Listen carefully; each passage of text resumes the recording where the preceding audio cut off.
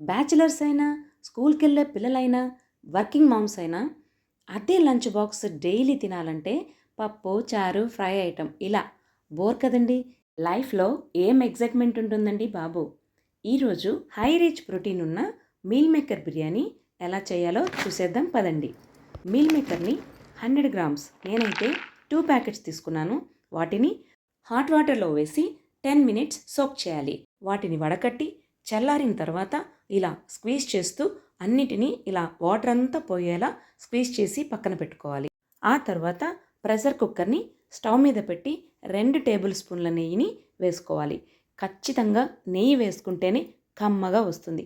మీకు నచ్చని వాళ్ళు నూనెైనా వేసుకోవచ్చు. బిర్యానీ ఆకు, చెక్క, లవంగాల్ని యాడ్ చేసి ఉల్లిపాయ తరుగు, పచ్చిమిర్చి ముక్కలు, కొంచెం కరివేపాకు వేసి బాగా ఫ్రై చేయాలి.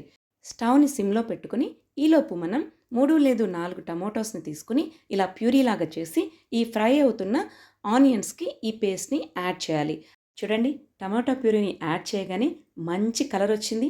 ఈలోపు మన ఇంట్లో తయారు చేసుకున్న అల్లం వెల్లుల్లి పేస్ట్ని యాడ్ చేయాలి. దీనివల్ల మన వంటకు మంచి అరోమా అనేది వస్తుంది.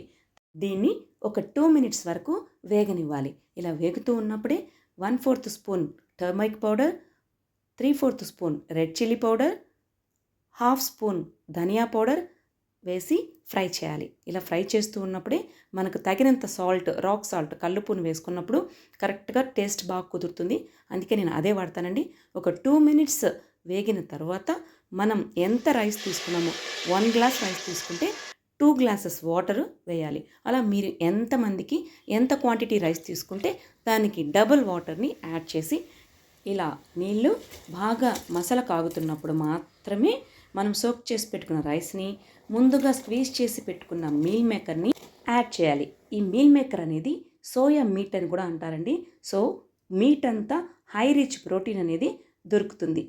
అందుకే మన ఫుడ్ మెనూలో ఈ ఐటెంని ఖచ్చితంగా చేర్చుకోవాల్సిందే.